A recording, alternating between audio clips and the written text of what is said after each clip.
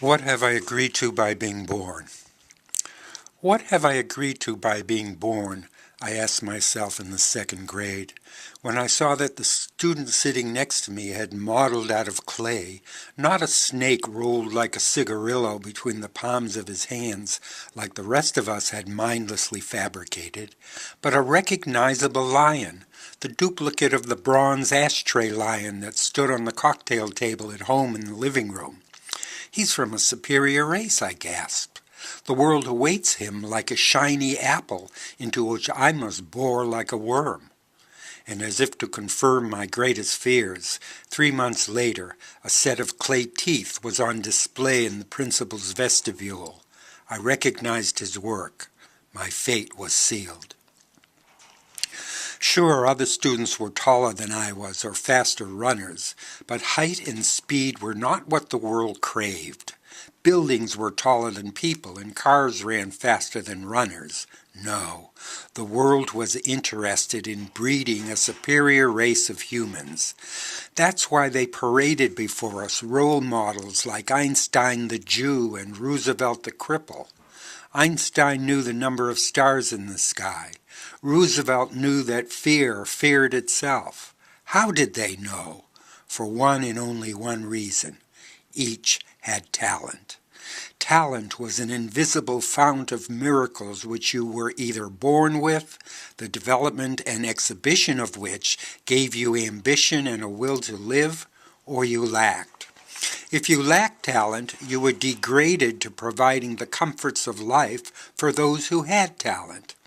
The universities, the entertainment industry, the highest circles of finance, commerce, and government were all magnets for drawing the talented into close proximity with each other, where they could mate and breed a superior race. The members of this race sang entire operas by heart to entertain themselves while they picnicked on the green. They repeated long conversations verbatim, interjecting amusing comments without missing a beat. They remembered every scene in a movie, even the number of the license plate as the hero drove off with his sweetheart. Dr. Sturgeon can't operate on Monday because he's giving a concert at the Bowl. President Kennedy has generously offered to stand in for Fred Astaire while Fred receives the Nobel Prize in Medicine for curing cancer. Ted Williams has carved the history of America on a baseball bat. Henry Ford has won the Indy 500. The talented have trained their dogs to run dog pounds. Now I knew why World War II had been fought. Hitler was aware what the world-class talented were up to, so he attempted to pull ahead of everyone by declaring flatly that the Aryans had won the talent contest. Furthermore, that the Jews had finished last. Naturally, all the other contestants were up in arms that Hitler would arbitrarily attribute talent to the members of a gene pool instead of to individuals of whatever racial background who had proved their right by dint of accomplishment to collect together into a superior race of humans. It wasn't that Franklin, Winston, and Joseph had disagreed with Adolf that the formation of a republic composed of the most talented people in the world was not what social endeavor was all about. What they objected to was first, as I say, that Adolf had usurped the Republic of Talent in the name of the Germans, and secondly, that he had foreclosed so abruptly on the non-talented. The problem is not determining who has talent and who doesn't. All my teacher had to do was announce, "Children, each of you have been given 8 ounces of clay. I want each of you to make a lion.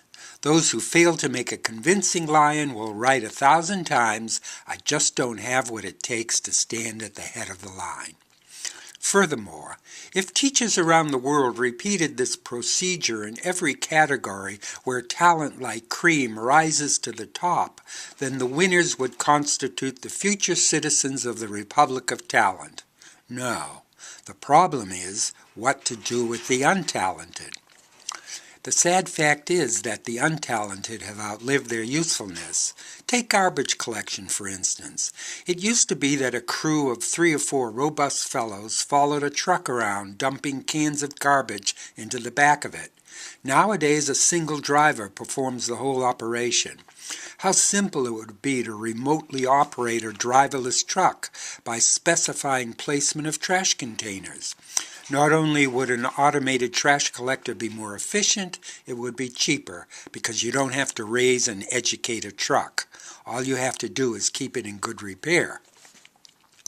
Now, if we agree that there are too many people in the world, then the logical thing to do is to eliminate those we don't need.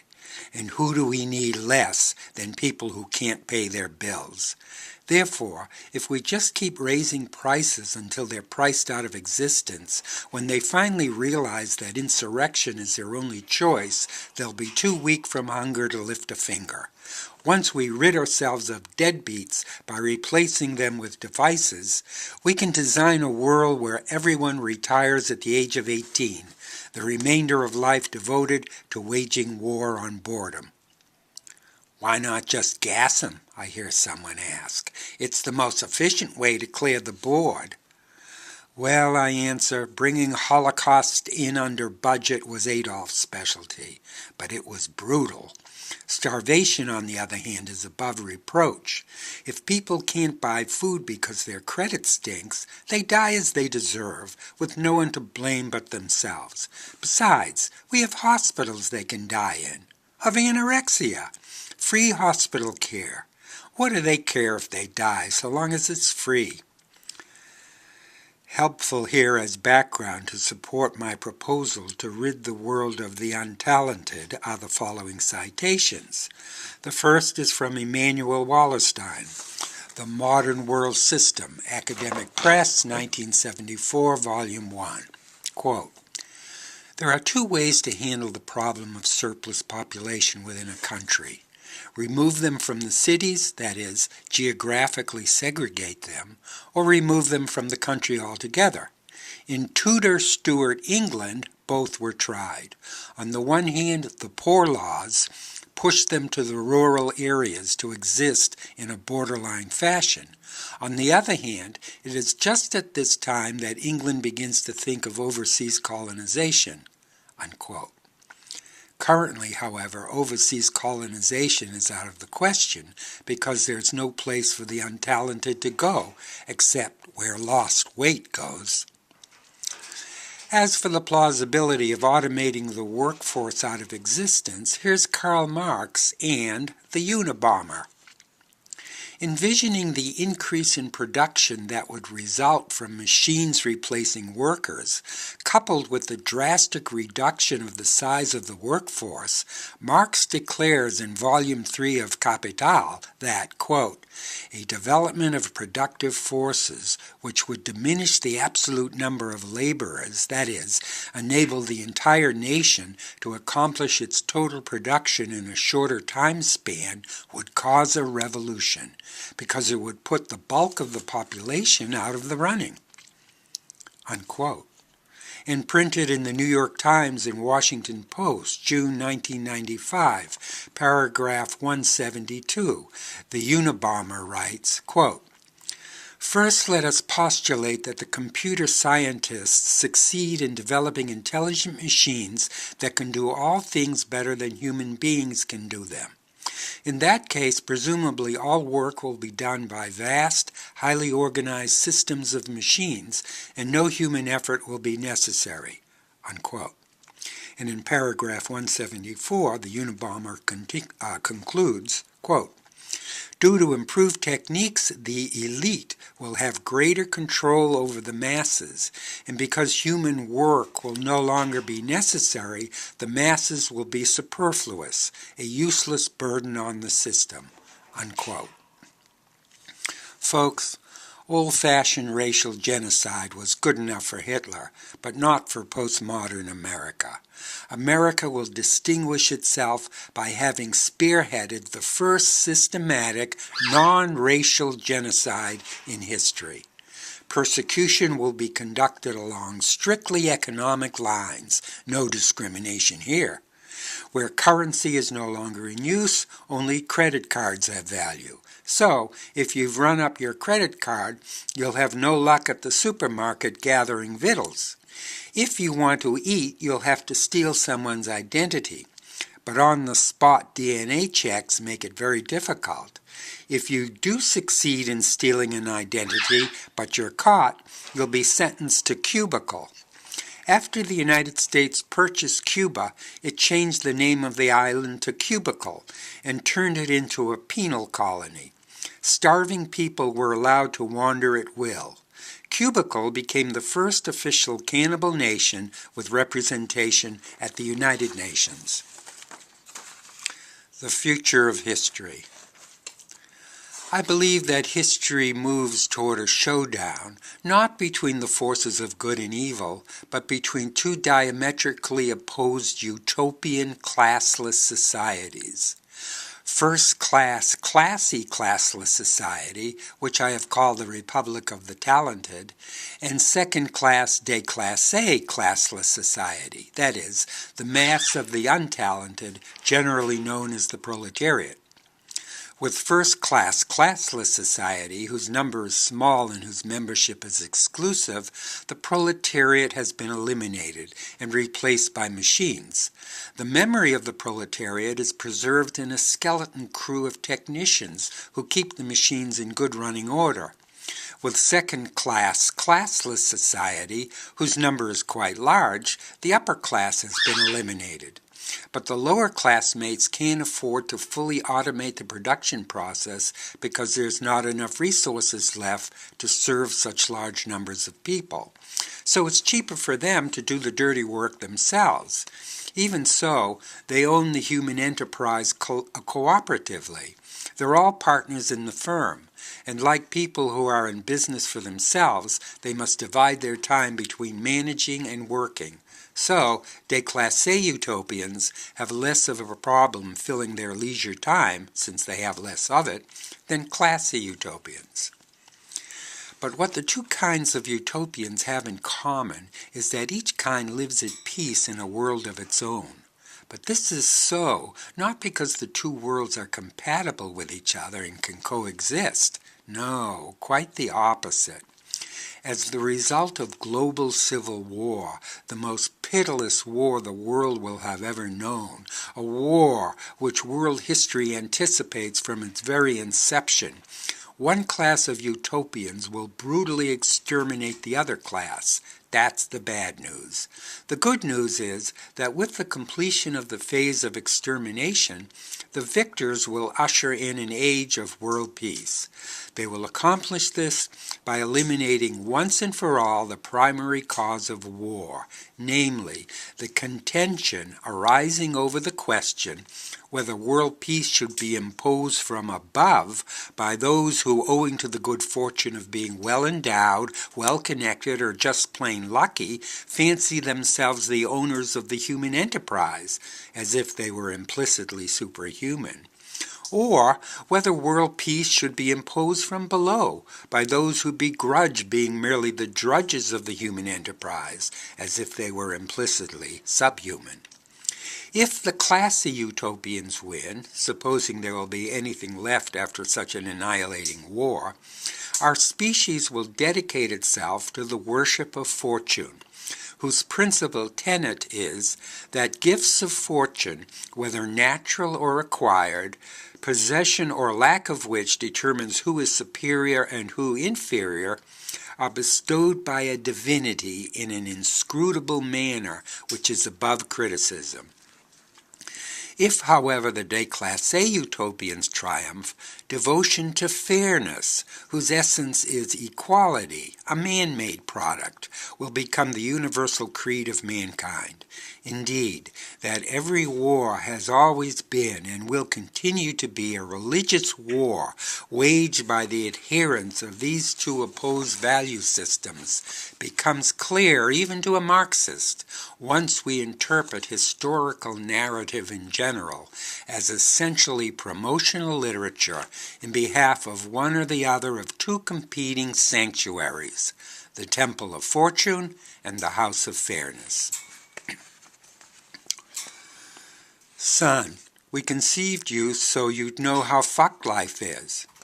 Dad, if you hadn't conceived me, I wouldn't need to know. The repartee between father and son reminds me that one of the most common responses disgruntled children make to their parents is, "I didn't ask to be born." I think what they mean is, I didn't voluntarily agree to become indebted to you for giving me life and raising me. Therefore, the contract between us is invalid, and I can break it with impunity whenever you become overbearing. In my opinion, the child is correct. For a contract which is imposed without the permission of one of the parties to the agreement is involuntary and not freely entered upon. But here we have a special case, inasmuch as one party to the contract has created out of nothing, ex nihilo, the other party. So, it's not so much a contract as a covenant between a creator and its creature. What the hell is a covenant? A covenant, I'm informed, is a written agreement or promise between two or more parties, especially for the performance of some action. The most famous example is the covenant between Yahweh and the Jews. If the Jews agree to worship Yahweh and Yahweh only, Yahweh will make them rulers of the earth. So, when the Jews end up in captivity in Babylon, who has broken the covenant? The Jews because they've been unfaithful to Yahweh? Or Yahweh because first Baal and then Jupiter has knocked the stuffings out of him? "He threw the pen at me first," the sixth grader avows.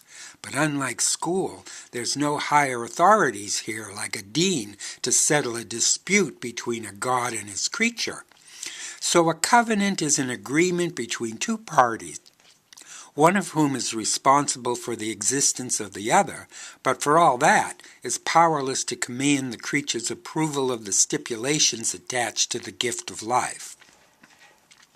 One wonders then what happened to that apocryphal version of Exodus in which Moses turns down Yahweh's offer because there's no guarantee that Yahweh will uphold his end of the bargain. I ask because if Moses doesn't have the right to decline Yahweh's proposal, the contract is coercive and not voluntary. It's the same with my parents and me. The fact that my parents see fit to feed, clothe, and shelter me during my tender years does indeed make a claim on my gratitude that by no means unconditionally obligates me to care for them during their old age. In fact, the procedure in New Mexico is that at some time or other I summon witnesses and solemnly declare that I am grateful to be alive, either 1, thanks to my parents, or 2, no thanks to them, or 3, I wish I was dead. Only if I am grateful to be alive thanks to my parents do I put myself under obligation to care for them during their old age. Otherwise, if I am grateful no thanks to them, or if I wish I was dead, then I am released from my obligation. I decline to sign an agreement to which I was in no position to consent when I was born. Since New Mexicans esteem freedom of choice above all other rights, they are proud to contribute generously to the support of children who abandon their parents, as well as to the support of parents who have been rejected by their children. As to parents of unwanted children, since no contract exists between them, New Mexicans encourage parents and children alike to go their separate ways as soon as possible and earmark funds for that purpose. In the United States, however, if I am glad to be alive, I appear to give my silent consent not only to my family, but to all the institutions which are contemporary with my birth, even when, because of their unfairness or ineffectuality or viciousness, I prefer to overthrow and supplant them with new institutions more to my liking and more in keeping with a world at peace. For just as no one chooses his or her parents, yet is encouraged to honor them, however uncongenial they may be, so no one chooses the social and economic institutions which dominate the culture into which one is born, but rather is constrained to make use of them for lack of viable alternatives. Since no realistic procedures are available for replacing institutions, only for ameliorating ones that exist, like installing new officials, for instance, which just does as much good as changing the oil on a car that has been totaled, I have no choice but to voice my distress at being glad I'm alive, but at the same time wishing I was dead, at supporting my parents, but at the same time plotting their demise, at addressing my listener, but at the same time deeply regretting that I ever felt the need to call myself to his or her attention. Let me start again, this time with my spleen preserved in honey and molasses like a Christmas possum. Does the species show a profit? Unless one construes uninhibited embryonic growth culminating in birth as fetal body language expressing a will to live, no infant has ever chosen to be born, nor to become party to a contract with its parents, which lays the foundation for human relations. For by virtue of being born human, the infant is presumed by its parents, to repeat what I said above, to agree to the following proposal, that its parents will provide food and shelter until it is able to fend for itself, but only on condition that years later, when its parents are old and decrepit, it will return the favor by supporting them until they die. In the act of sucking the tit, then, even while bobbing on waves of confusion and sleep, the infant seals with its lips the deal with its progenitors. The infant has agreed, in other words, to take a non-interest-bearing loan to be paid years hence on demand.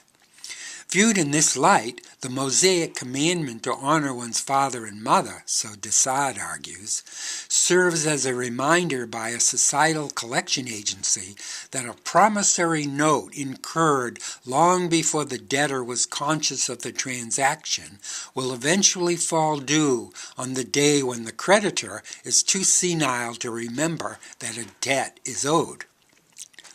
But one involuntary pledge leads to another. If, as I say, parents are to uphold their end of the bargain, they must furnish provisions and provide shelter over and above the minimum required to feed and shelter themselves.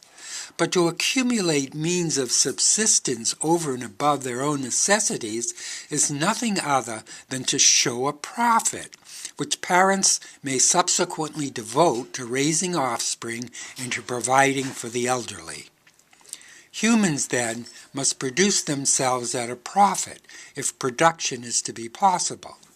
For if I am committed to providing for my children, and likewise for my aged parents, over and above what my wife and I absolutely need for our own survival, and if what's true for us, namely the need to accumulate a surplus over and above bare subsistence, is true for all humans who propagate the species, then, taking all these members of the species into account, I can claim with some confidence that the species must show a profit if its self-production is to be a success. But what does it mean for a species, as distinct from an individual, to show a profit? For example, if we say that a farmer raises pigs for profit, the meaning of profit is unambiguous. The farmer is the producer, the pig the product, and the buyer the consumer. Hence, the profit arises from the fact that the buyer pays more money for the product than the expenses incurred by the farmer in raising the pig and bringing it to market. But if humans reproduce themselves at a profit, unlike producer and consumer on the one hand and commodity on the other, all three are of the same species. The question then is, how can the species as a whole be profitable if, firstly, producer and consumer being members of the same species, whatever the amount of wealth exchanged between them, the species breaks even? And secondly, upon being consumed, I'll explain how in a moment, the product, which likewise is a member of the same species as the producer and consumer, represents a dead loss for the species. Compounding the difficulty is the fact that producer and product are not only members of the same species, but, being parents and children, are also members of the same family. Since the notion of parents selling their children for profit is abominable, how can the species show a profit, which it must show to be an honorable species, without at the same time becoming an abomination? There is an ancient Roman witticism that the life of a pig is merely a preservative to keep it fresh until it is slaughtered. When, for the sake of argument, I assume the point of view of this witty Roman, I find myself making the following proposal with regard to the profitability of the human species. Why not consider the lives of people who are losers, not only the losers of wars, but in general people who have had the bad luck to be born without the indispensable gift responsible for success in most fields of endeavor, a deficiency, by the way, which they share with the pig, namely lack of a good memory. Why not, I ask, consider their lives a preservative to keep them fresh? Will designate them the products of the human species, but will not routinely slaughter them, just kill their time and consume it, not just for our own benefit, but for the benefit of all, always leaving them enough time and space to reproduce their kind. But if you do that, I momentarily break through and shatter my assumed point of view on the chance that a sentence from now I won't remember my objection. We're no longer the same kind. You varied us into winning and losing kinds. We, the fortunate ones, the winners in life, will play the role of the producers of the species. We'll generously devote our own time to managing the time of the products of the species. And however resistant at first the products may be to serving impersonally in the reproduction of the human species, I firmly believe they'll eventually come around to viewing the producers of the species as their better, luckier selves.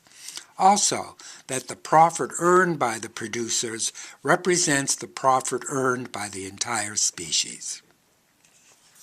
Note: the present pyramidal arrangement of society.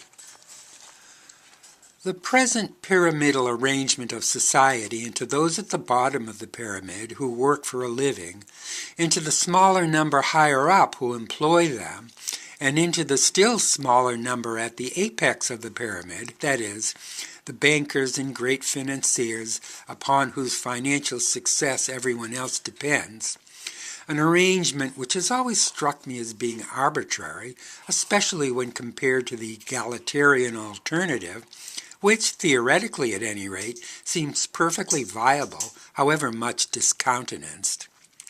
This present pyramidal arrangement of society is, I suspect, a relic from some earlier terrible time.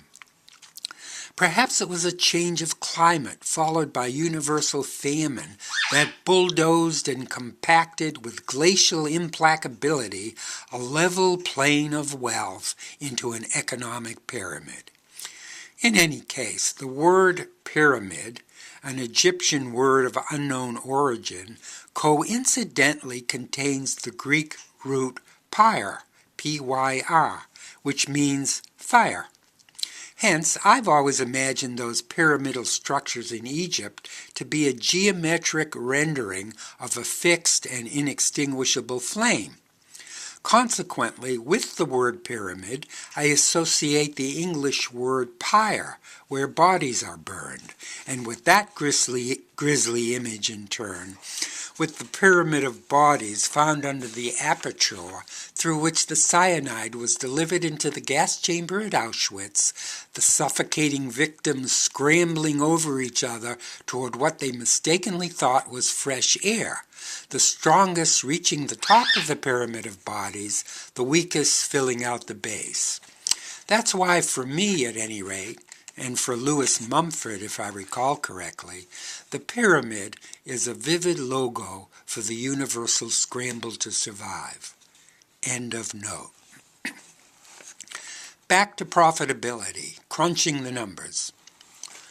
The universal celebration of famous men and women gives the impression, whether truly or falsely is hard to say since the statistics are crude, that the species is a success. That is, that it does indeed reproduce itself at a profit, so that everyone, even people who are starving, can be proud of a job well done. But is it true that the species is profitable? Well, having Googled the stats, I learned that if you divide the gross world product, that is, the material and financial wealth of all nations, by the global workforce, excluding those too young or too old to work, you get an average per capita figure ranging from $2,000 and $8,000 a year, if, that is, wealth were equally redistributed. The question, then, is can two working parents with combined annual income of anywhere between $4,000 and $16,000 per annum adequately support themselves and, let's say, 4 children, when the parents are young and the grandparents still vigorous and on their own, and later support 4 grandparents when the children have grown up and are on their own? In other words, can the parents at any one time support a family of 6, that is, beside the parents themselves, alternately 4 children or 4 grandparents? The answer depends, of course, on the standard of living, whether the family lives in a village in rural Mexico or in Greenwich Village. If, however, the per capita earnings given here are realistic, then even taking the higher figure of $16,000 a year as the annual income of a family of 6, the species is sadly in the red. For no family of 6 anywhere in the world can support itself on an income of $16,000 a year with the hope of showing a profit. That's about $5.50 per day contributed to each of 2 parents, or $11 total per diem to be divided among 6, or $1.83 a day for the support of each member of the family. No doubt $1.83 is a windfall for people at present living on only $1 a day, but hardly enough money, I think, to raise a family with the expectation of smooth financial sailing. Consequently, it is not profitable at present to be human. That, of course, bodes ill for a species heavily invested in capitalism, an economic system which cannot function without profit. On the other hand, whether an egalitarian world is desirable or not depends on whether systematic cooperation is a more efficient means for increasing the per capita income for everyone than organized competition. The question then for egalitarians is how much goodwill toward men is worth in dollars and cents. If egalitarianism can increase the average per capita world income tenfold, from, say, $8,000 a year to $80,000 by coordinating world production, always carefully safeguarding the ecology, with the result that even by working less, everyone creates more wealth, then meritocratic, as distinct from egalitarian distribution of wealth, is unfeasible, and meritocracy must yield to egalitocracy, that is, the current current competitive ethical system, which divides the members of the species into winners and losers, must yield to a hypothetical cooperative ethical system where talent indeed determines the difference of social function, but not difference of social status. A possibility founded on the belief that where all bodies have equal claim on the ownership of the species of which the possessors of the bodies are members, the person of genius and the genuine person, like members of the same family, share the same reward because they deserve each other equally.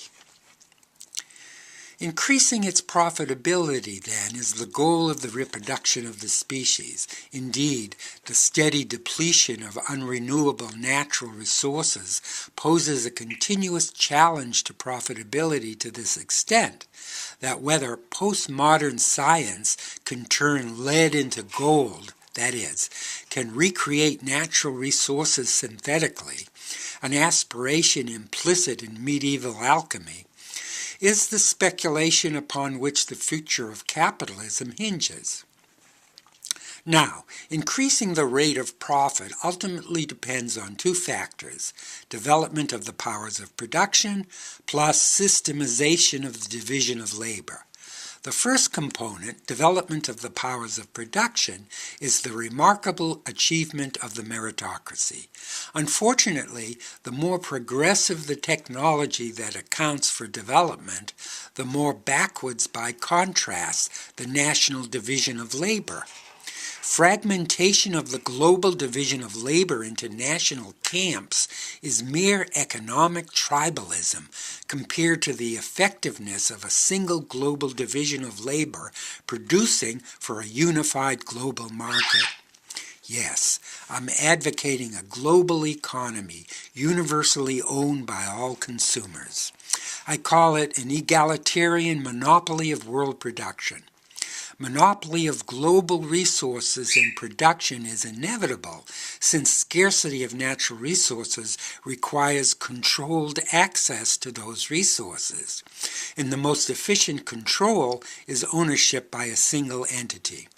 The crucial question is whether that single entity is to be owned by everyone, that is, by all consumers, or by a few wealthy producers. In other words, owned by a public commonwealth or by a private corporation. Note, the nation, as a political entity, has outlived its usefulness. The nation as a political entity has outlived its usefulness.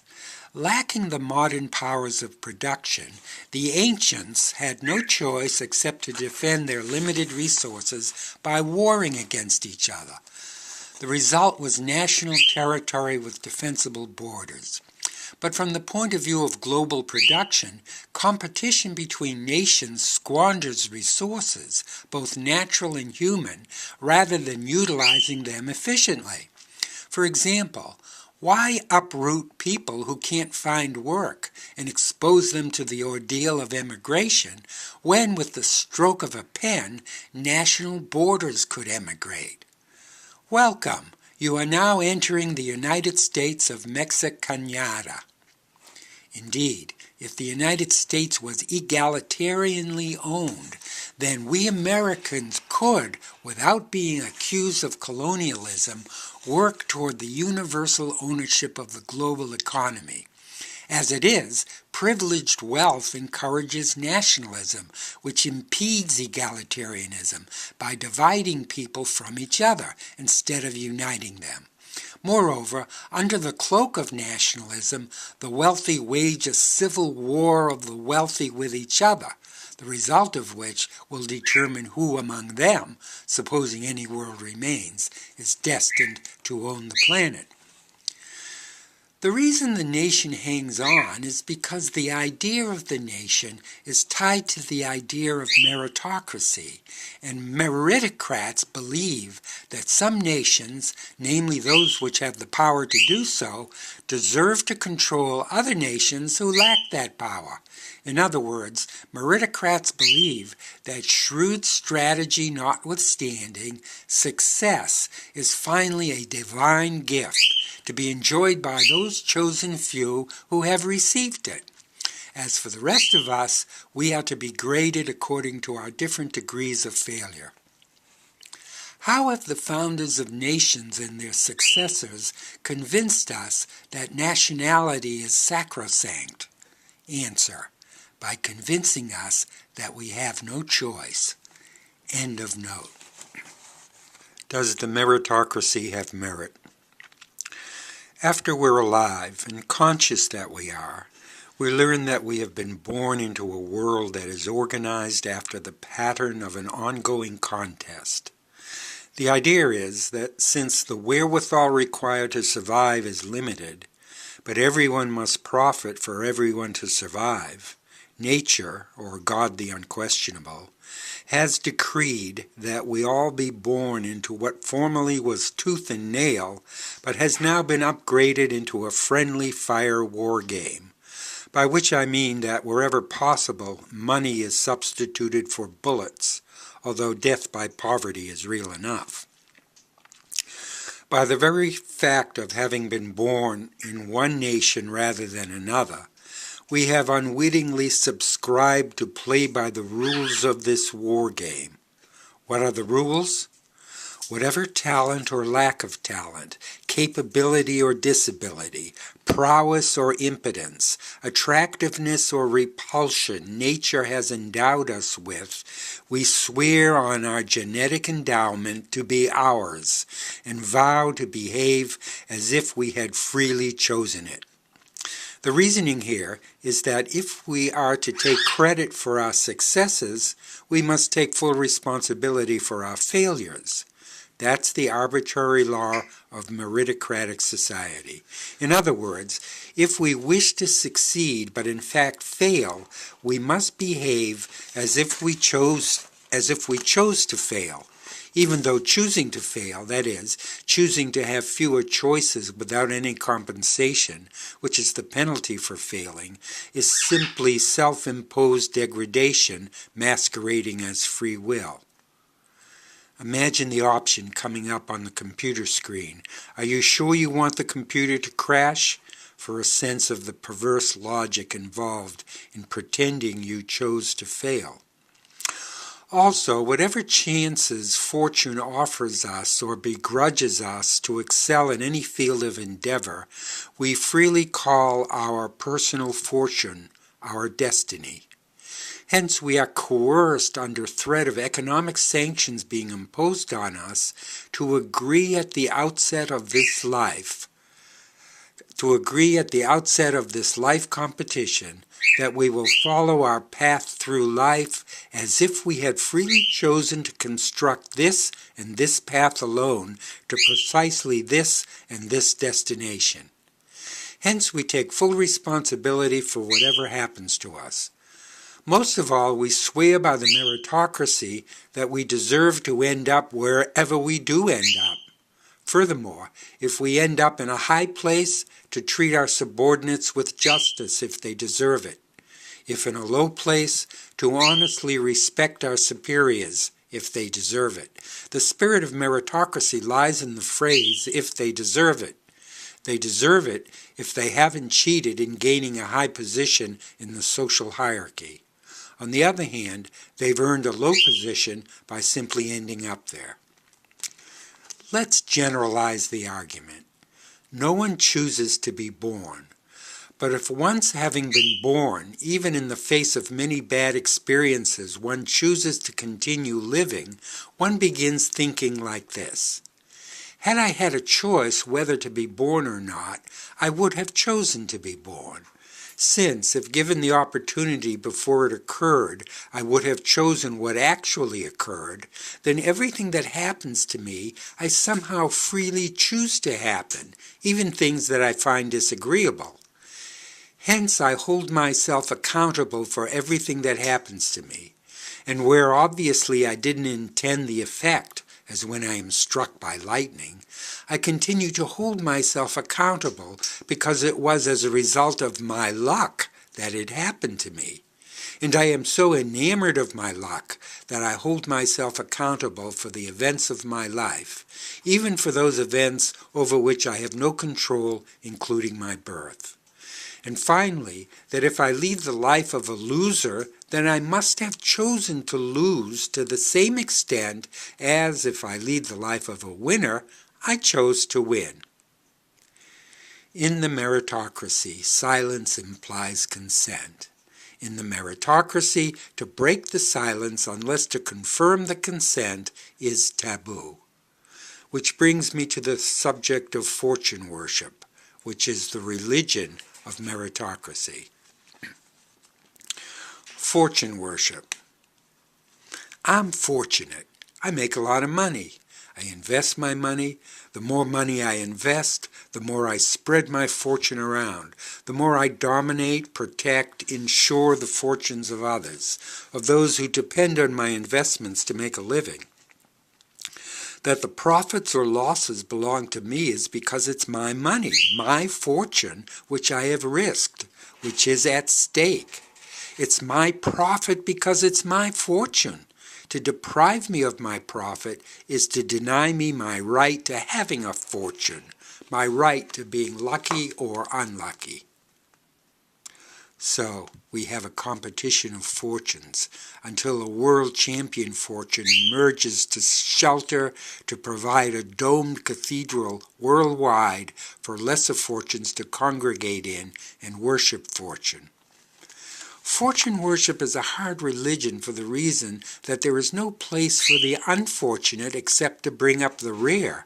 And when the rear gets too big to support, the body politic goes on a diet, and the unfortunate vanish, either holocaustically or casually, and go wherever lost weight goes. Is there no alternative to fortune worship? We respond first by defining what fortune worship is. Space is endless, time is endless, but creatures live for a day, and humans know it. The whole setup is inconceivable, but humans are supposed to be rational. Being rational means being able to imagine beginnings, middles, and ends. But space and time are without beginning and end, leaving an endless middle. Therefore, humans have difficulty imagining why they exist in a space that is beyond imagination.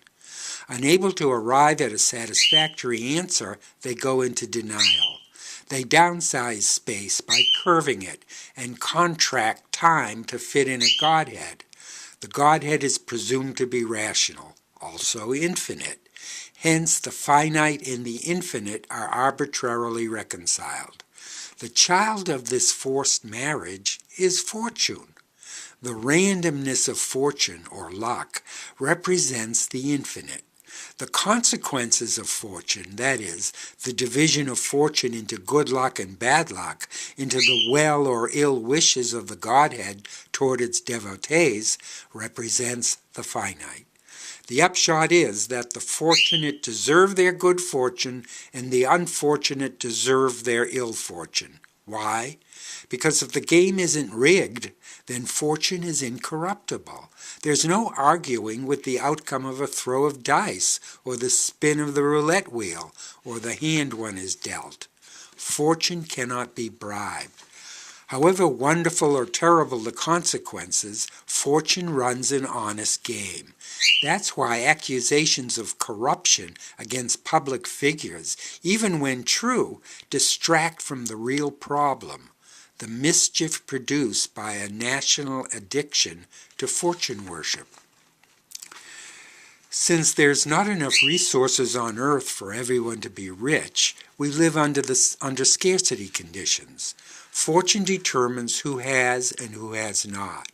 It's as if a family sits down to dinner, but instead of saying grace, they throw dice to determine who eats first, who's second, and who not at all, because there's no more food. In fact, however, although the family itself is a child of fortune, parents meet by chance. Children are not brothers and sisters voluntarily. They're related by the accident of having the same origin.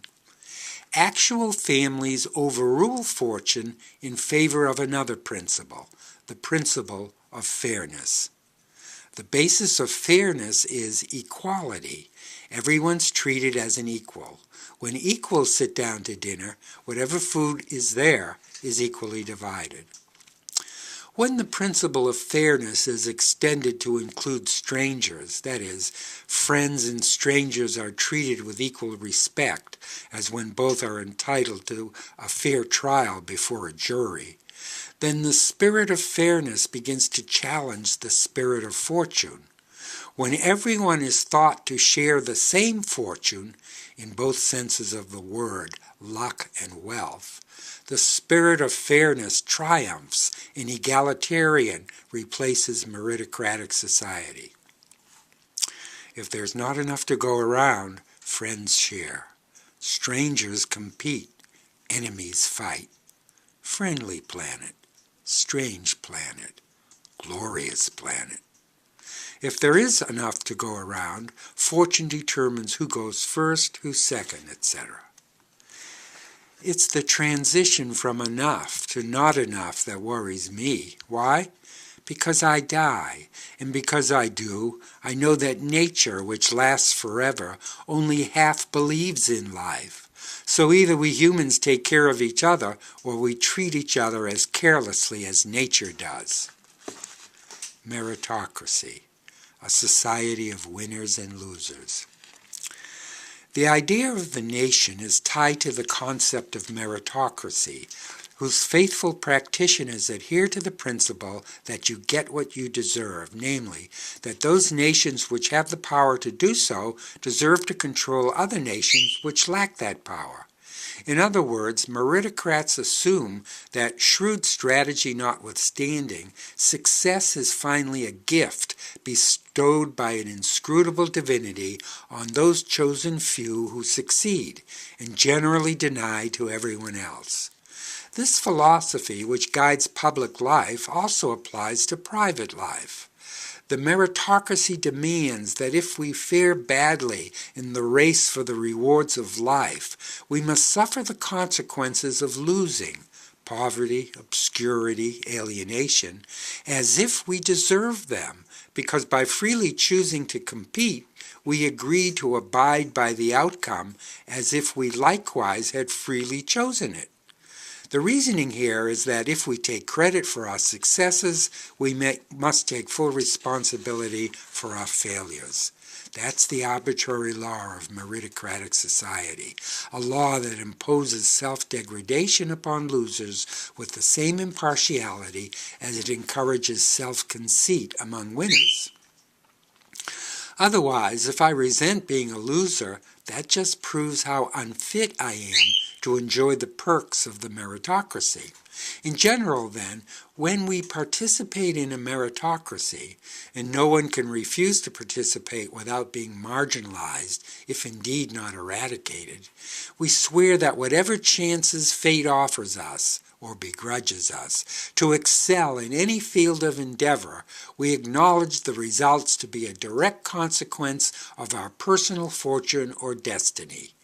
Hence, we are coerced under threat of economic sanctions being imposed on us if we demur, to agree at the outset that the path we choose to follow through life is the one we were destined to choose, never mind if alternative, perhaps more suitable routes have been eliminated beforehand because they lead off the map.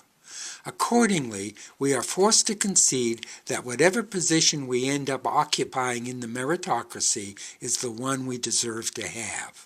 To repeat what I wrote above, if we end up in a high place, we vow that we will treat our subordinates with justice if they deserve it. If in a low place, to respect our superiors if they deserve it. The spirit of meritocracy lies in the phrase, if they deserve it. They deserve it if they haven't cheated in gaining a high position in the social hierarchy.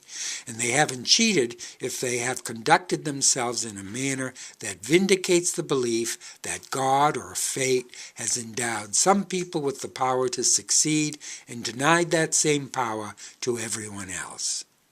In the meritocracy, silence implies consent. In the meritocracy, to break the silence, unless to confirm the consent, is taboo. An egalitarian critique of meritocracy. I theorize in Sermon on the Flats that intentions are the elemental components of identity. Quote, if I intend something, then between the time I conceive my intention and the time I realize or fail to realize it, I must hold myself accountable as the selfsame person who performs the action I am intent upon, if, that is, I wish to claim the result as mine. Unquote. Page 19. In other words, it is by intending something and in the hope that the outcome will prove favorable, by agreeing to remain accountable for the outcome, even should it prove unfavorable, that we humans are tempted to remember who we are long enough to acquire personal identities. The lure for wishing to claim the result as mine is, then, anticipation of the reward that follows the successful outcome of the intended act, a claim I persevere in making even at the risk of suffering punishment for failure. The upshot is that intentions which succeed bolster my personal identity, while those which fail compromise it. This conclusion becomes especially clear in the context of the psychology of competition, whether the competition under discussion is military, that is, war, economic, athletic, or involves games of chance. Suppose rivals A and B challenge each other to a legitimate contest. Since A and B both intend to win, it's self-evident that A intends to defeat B, and likewise B intends to defeat A. Finally, neither A nor B intends to lose, which is what is meant by calling a contest legitimate. Now, let's suppose that A defeats B. Since A's intention to win by defeating B is vindicated, A enjoys a surge of self-confidence. B, on the other hand, did not intend to lose. Therefore, by virtue of losing, B is not the person B intended to be, namely, the vanquisher of A. B has now acquired an identity which A has imposed upon him, namely, the identity of a loser. But B recoils from confirming an identity unintended as his own, since by definition his own means an identity which he intended for himself. Consequently, B's identity as a loser, which he cannot deny, but which he casts like somebody else's shadow, causes him to become estranged from himself. Even more disorienting, the designation loser indicates that B's personal identity, having been imposed on B by A against B's will, now begins to encroach on B's sense of himself as a worthy rival of A. As more and more the shadow that B casts resembles A, so increasingly B doubts his original shape. Moreover, if B acquiesces in his new identity, he's as good as admitted that he's A's man and not his own. This is the reason, then, that like any loser, B is disconsolate. He has lost control over his identity. The length of time between opportunities for changing his status from loser to winner determines the length of time B remains disconsolate. Time here does not cure all. On the contrary, like a chronic infection, time serves only to keep the wound fresh. If B is gambling, change of status is imminent so long as B can ante up.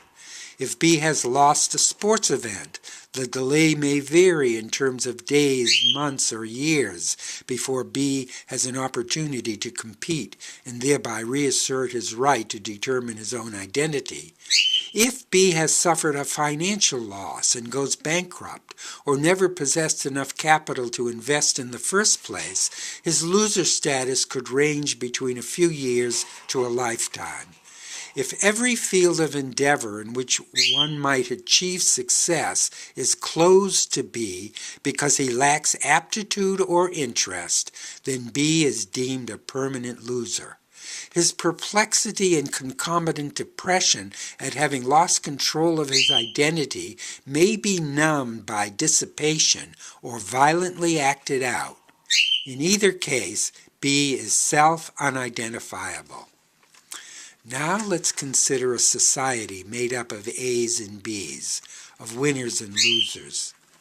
Division into winners and losers is the defining characteristic of meritocratic society, in contrast to egalitarian society, whose members are ranked equally.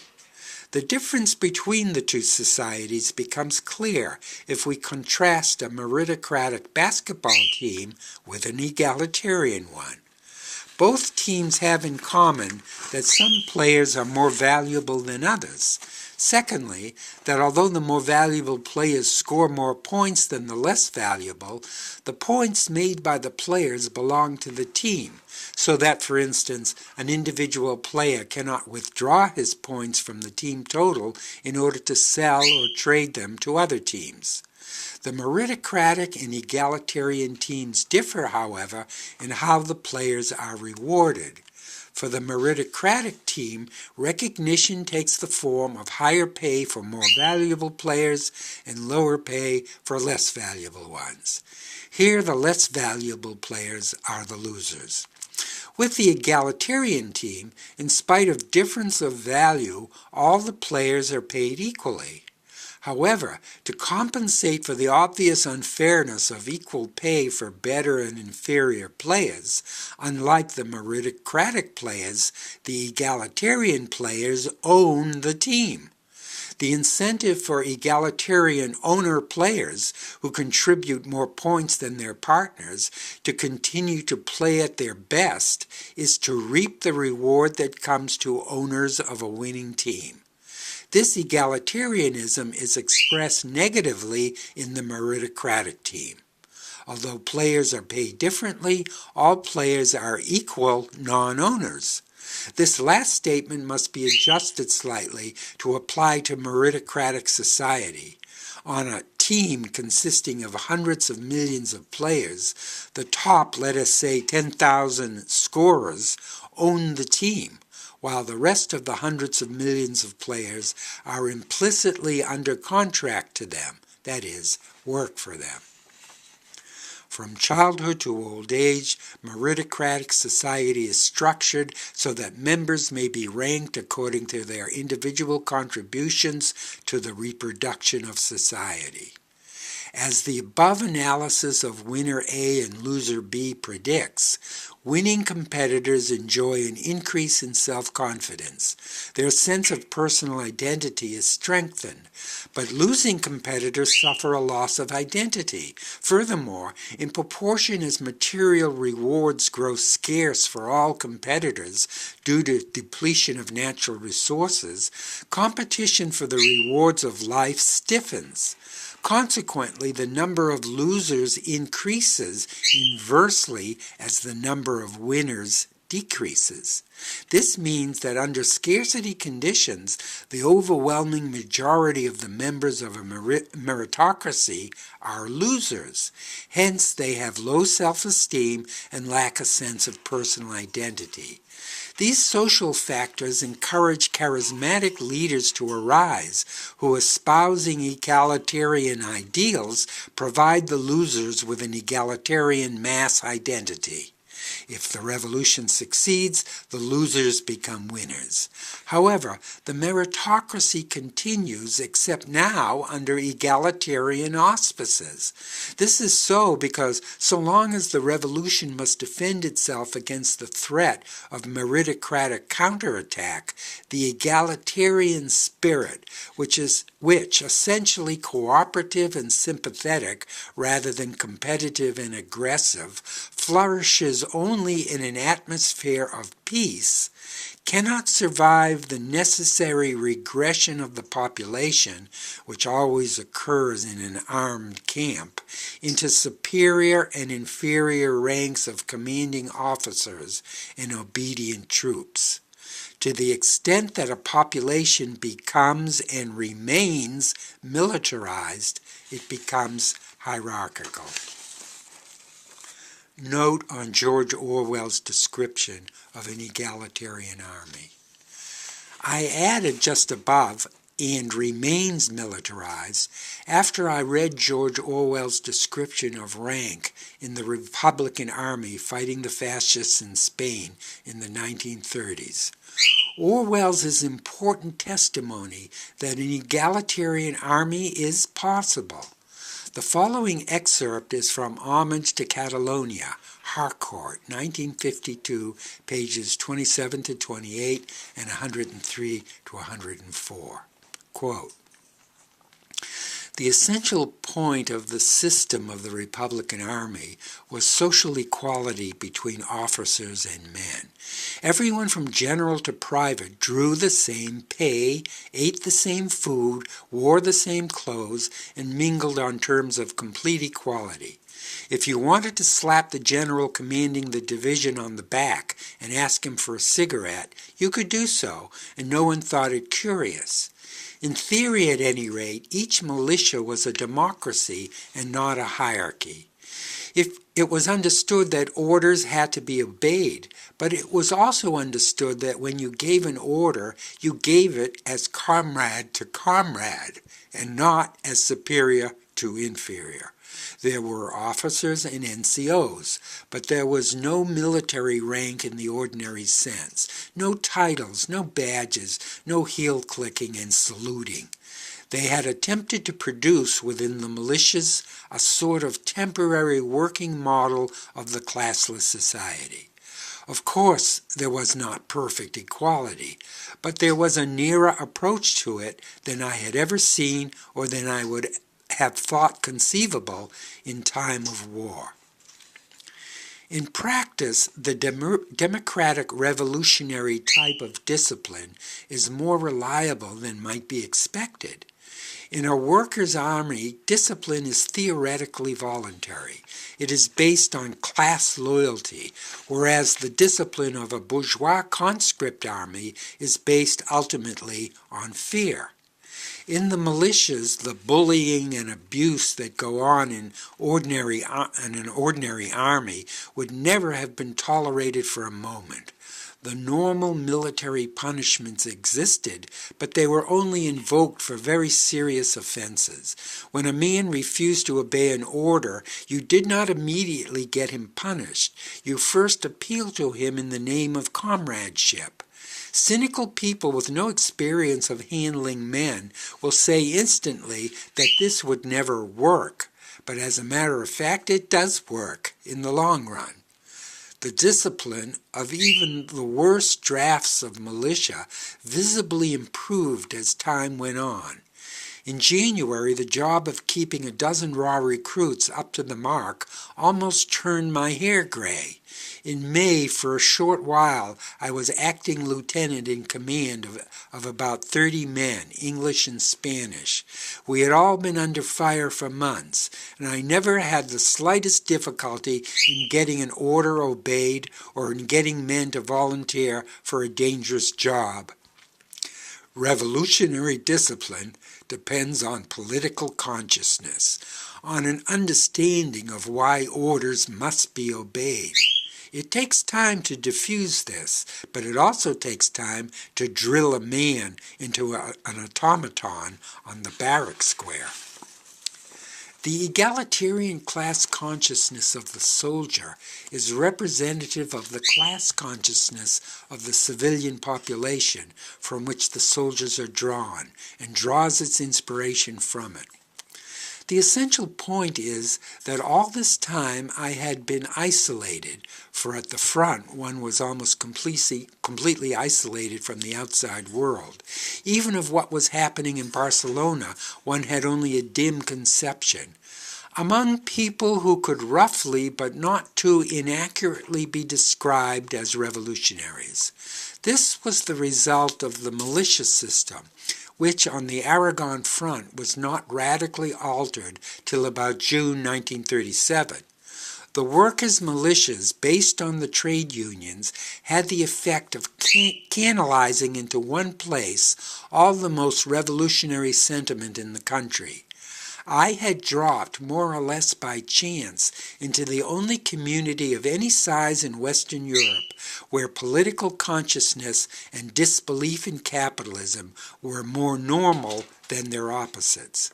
Up here in Aragon, one was among tens of thousands of people, mainly, though not entirely, of working-class origin, all living at the same level and mingling on terms of equality, and even in practice it was not far from it. There is a sense in which it would be true to say that one was experiencing a foretaste of socialism, by which I mean that the prevailing mental atmosphere was that of socialism. Many of the normal motives of civilized life, snobbishness, money grubbing, fear of the boss, etc., had simply ceased to exist. The ordinary class division of society had disappeared to the extent that is almost unthinkable in the money-tainted air of England. There was no one there that the peasants and ourselves. There was no one there except the peasants and ourselves, and no one owned anyone else as his master. Of course, such a state of affairs could not last. It was simply a temporary local phase in an enormous game that is being played over the whole surface of the earth. But it lasted long enough to have its effect upon anyone who experienced it. However much one cursed at the time, one realized afterwards that one had been in contact with something strange and valuable. One had been in a community where hope was more normal than apathy or cynicism, where the word comrade stood for comradeship and not, as in most countries, for humbug. One had breathed the air of equality.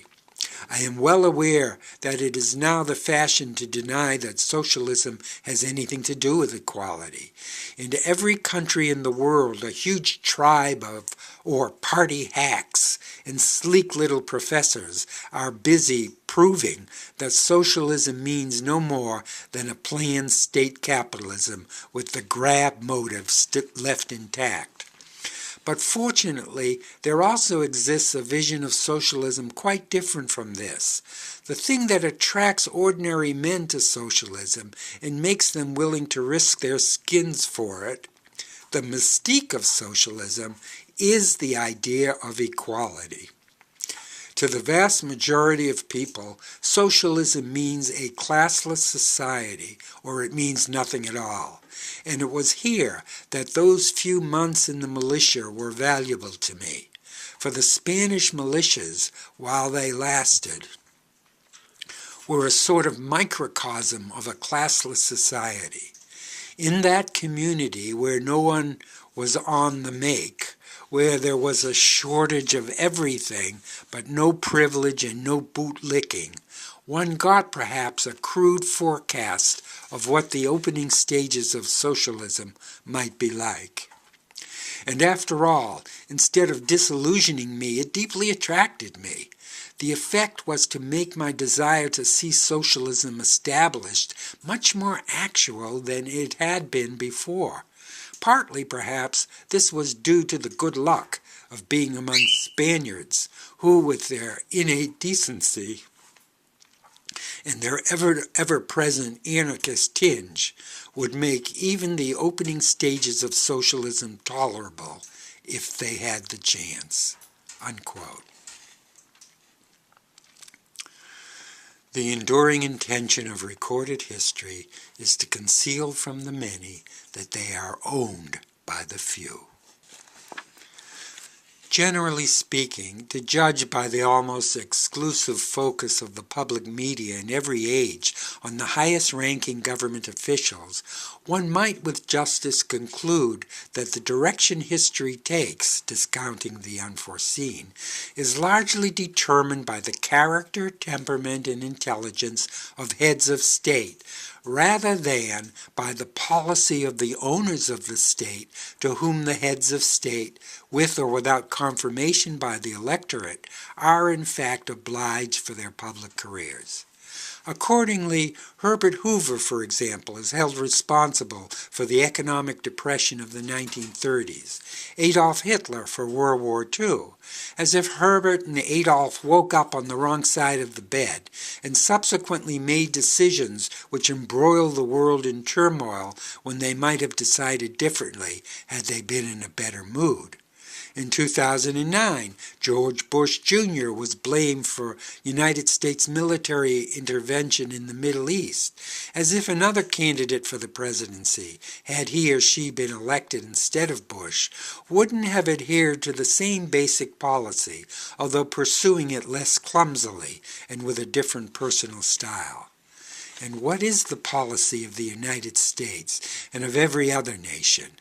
Depending on the resources at its disposal, its long-range goal is either to dominate the planet as an alternative to seeing the planet wasted by internecine warfare, and to enjoy ruthless supremacy as a reward for its trouble, or, if the resources of a nation are meager to begin with, to ally itself with a world power, lest the weaker nation lose even those few resources to a rival. At present, the option of boycotting the contest for world supremacy does not exist. Nevertheless, the ministers of nations tacitly agree not to advertise their belief that history represents a competition between rival enterprise nations, one of which, triumphing over all the others, is destined to become exclusive owner of the planet, a result far preferable in the opinion of the ministers to endless war.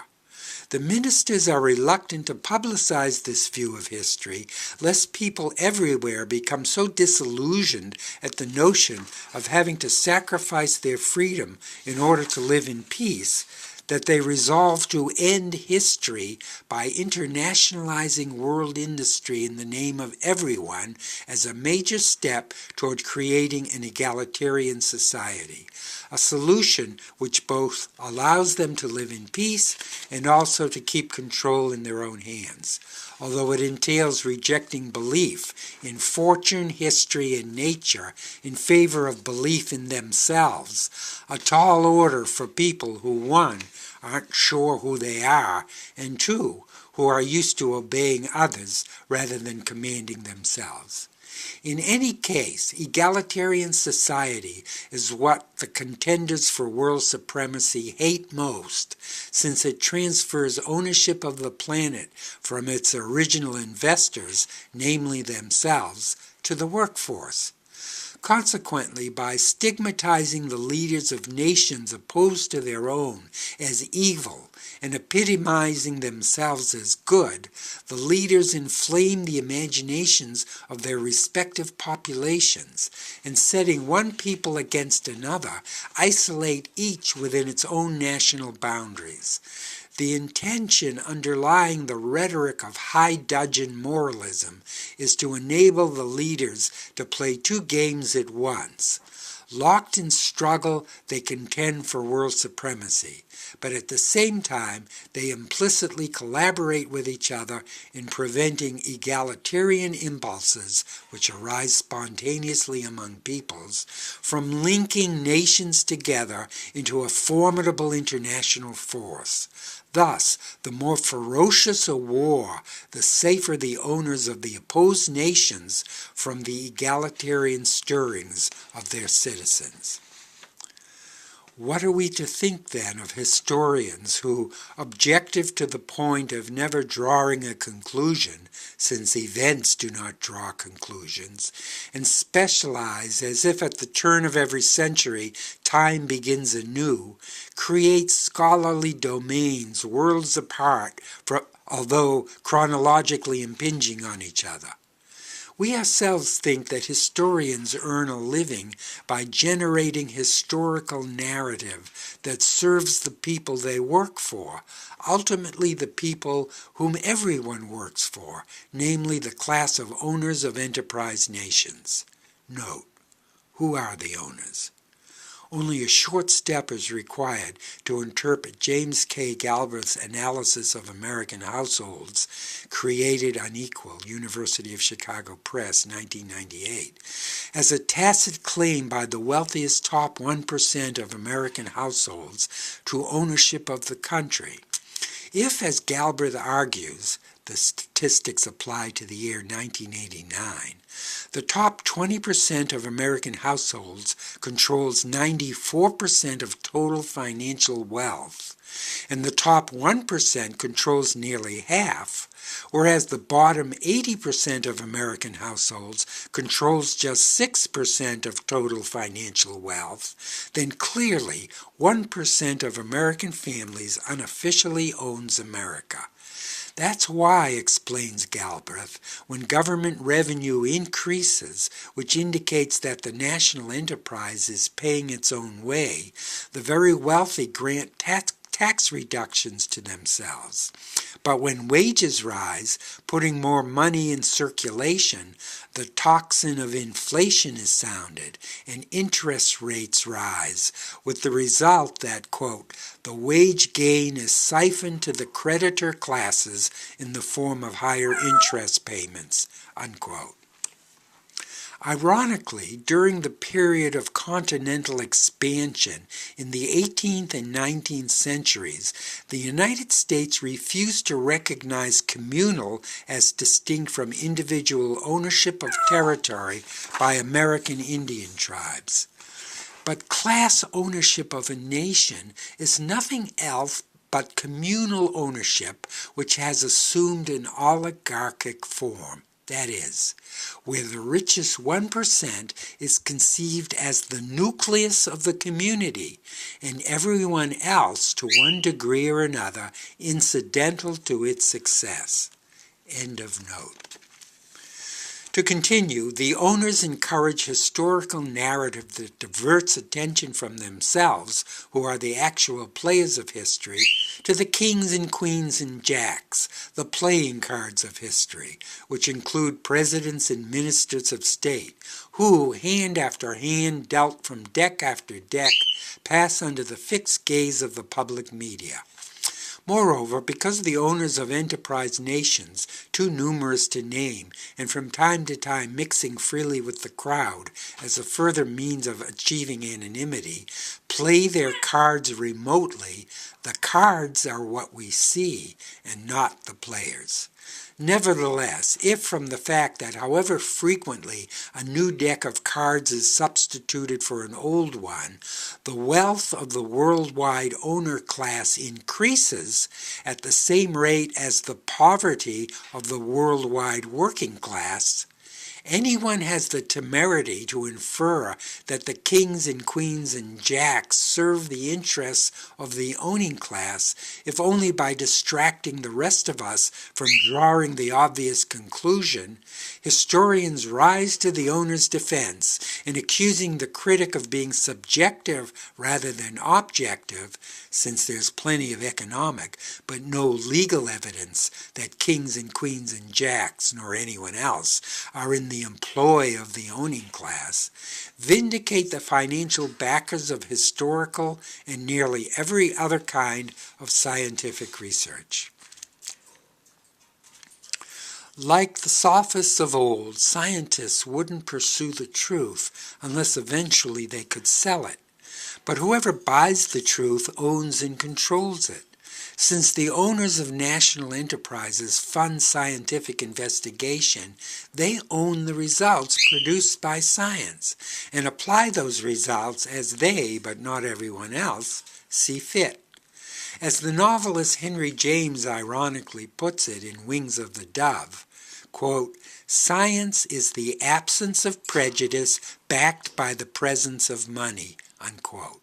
By which James means that the objectivity of the scientist is assured by the funds at his or her disposal, and hence by implication that the results of the experiment must support, or at least not undermine, the ideology of the investors. Otherwise, the funding, along with the objectivity, dries up.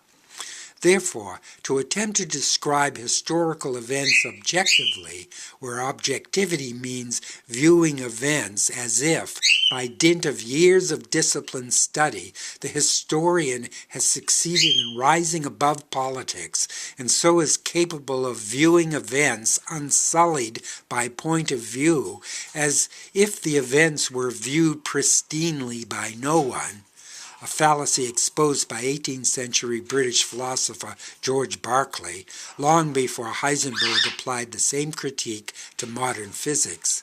Well, such objectivity is a godsend for the owners of civilization, but a sham for the owned. Since the need to placate the paymaster is a constant throughout history, examples of it from ancient and medieval authors are as relevant to our own times as examples from modern commentators. Consider, for instance, Isidore of Seville, 6th century A.D., on what we would call nowadays the conspiracy of silence, Etymologia 371-38. Quote, "Since the pagan myths that are associated with the heavenly constellations are contrary to our faith, they ought to be unknown to Christians to this extent, that they might not seem to have been written," unquote. That is, that Christian authorities should pass over them in silence as if the myths didn't exist. Hence the principle of discriminate censorship. Do not acknowledge the existence of theories which imply contrary belief systems. Constructive, nay, even deconstructive criticism within the parameters of one's own belief system is permitted, but not appreciation of rival belief systems. For example, reference to Allah, Jehovah, Jesus, Buddha, the same God with many names, is permissible, but that the idea that an infinite God is conceivable by finite creatures is logically contradictory is impermissible. Here's Isidore again on what authors should be trusted, Etymologia 6:251. Quote, "In contrast to these canonical books of the Bible, other volumes are called apocrypha, that is, unwitnessed, secreta, that is, unmentioned by trustworthy authorities, because one is in doubt about them. For their origin is hidden, nor is it clear to the fathers from whom, right up to us in most certain and well-known succession, authority for the true sacred writing arrives. Although some truth is found in these apocrypha, nevertheless, on account of many false things, they lack canonical authority. Correctly are they judged by the prudent that to whom they are ascribed is not to be trusted whose they are. For many things, both under the name of the prophets and more recent writings under the name of the apostles, are published by heretics, all of which under the name of apocrypha are removed from canonical authority pending careful investigation." Unquote. Here is human tradition fastidiously disinfected of everything but pestilential dogma.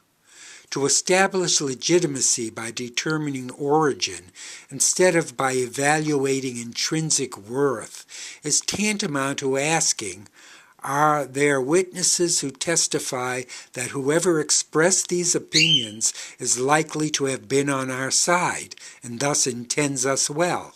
In other words, is one of us?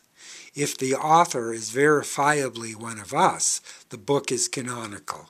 If no one vouches for his or her credentials, the book is apocryphal. In the agrarian sociology of ancient civilization, Max Weber, on the other hand, expresses modern historical smugness. Quote, "A storyteller can always count on heightened interest if his listeners believe that the story applies to their own lives too. Then he can end with a moral exhortation. My story, however, is not of that sort. There is little or nothing which ancient history can teach us about our own social problems. A proletarian of today and a slave of antiquity would have as little in common as do a European and a Chinese. Our problems and those of antiquity are entirely different. Therefore, the story I tell has only historical interest, yet it is one of the most absorbing man knows, for it describes the internal disintegration of an ancient civilization." Unquote. Here is objectivity purified of relevance, as if the Great Wall of China and the former Berlin Wall do not join and complete each other in the imagination of anyone who, like Johann Herder, for instance, is concerned with the destiny of the human species. Quote, "Horrible is the prospect to see in the revolutions of the earth only ruins upon ruins, countless beginnings without end, upheavals of fate without enduring intention." Unquote, from Idean 229.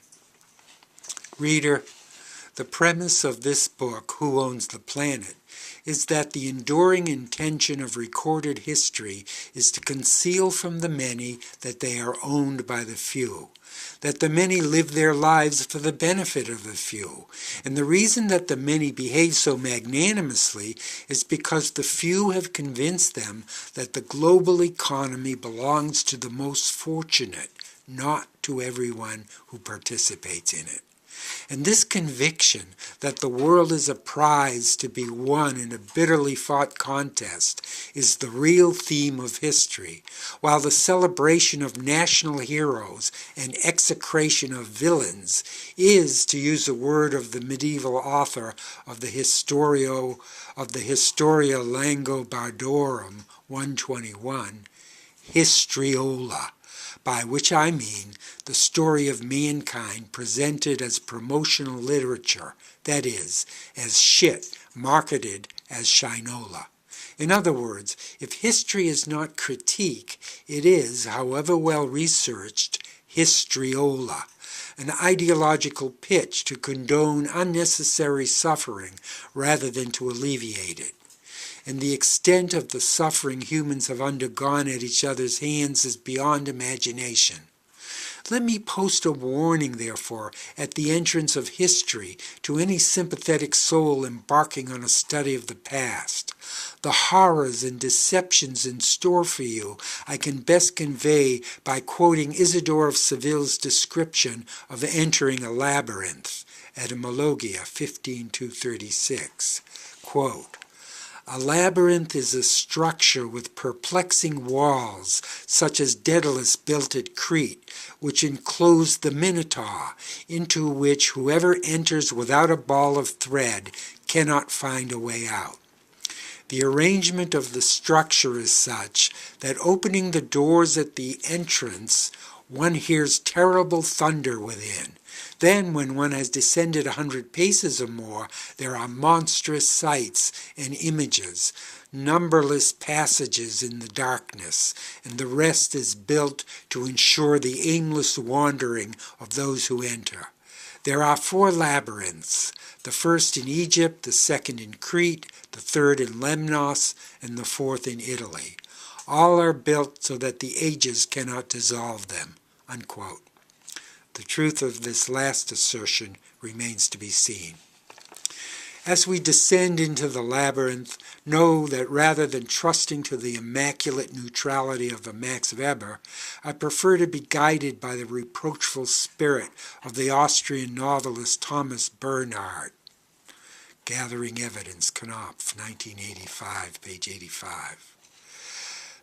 Quote, "The facts are always frightening, and in all of us, fear of the facts is constantly at work, constantly being fueled. But this morbid fear must not lead us to conceal the facts and so to falsify the whole of human history and pass it on in a falsified form, just because it is customary to do so when we know that all history is falsified and always transmitted in falsified form."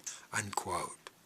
And to be guided as well by the desperation of Max Horkheimer, Gesammelte Werke, Volume 2, page 452, quote, "If one is quite deeply sunk in an eternity of torment which other men have prepared for him, the person cherishes like a saving ideal the thought that someone approaches who knows the truth and can justify and validate him.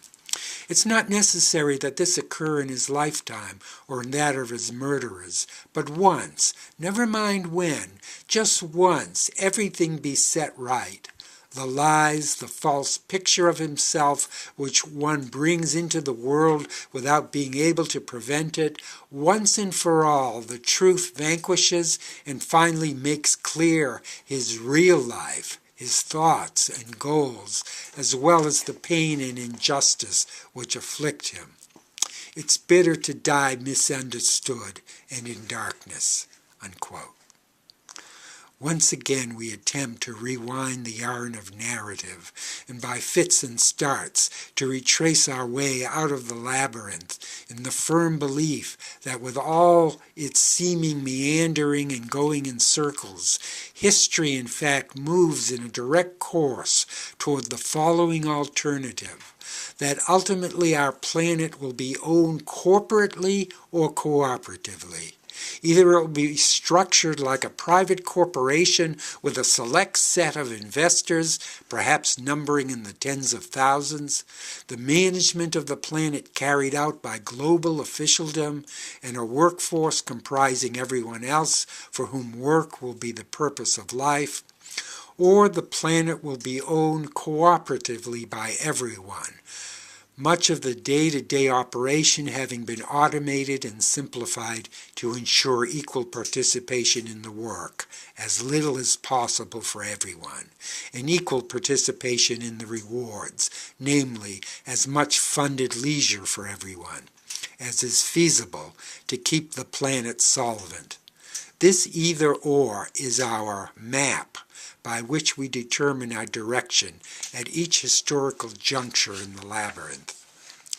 Whether the corporate or cooperative system prevails depends on whether the global population continues to worship fortune under the pretext of worshiping God, a devotion which justifies dividing people into winners and losers, insiders and outsiders, or whether it rejects fortune in favor of belief in fairness, a belief whose tenet is that since everyone is equally invested in human society, then division of labor and diversity of talent notwithstanding, everyone who shares the day ought to share the pay.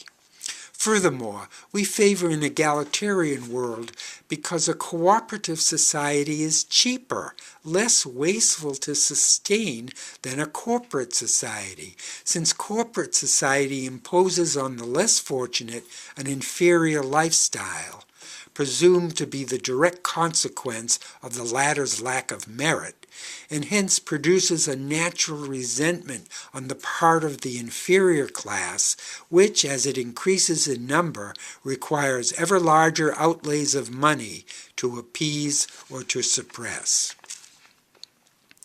The natural, the supernatural, and the supranatural. To repeat what I wrote in Why We Die in order to take it in a different direction, I'm alive because sex feels good. Otherwise, my parents never would have thought of it. I die because if I didn't, no one else did either, the earth would soon become so congested and living conditions so intolerable that people would try to kill each other day in and day out, but all in vain, since no one could die.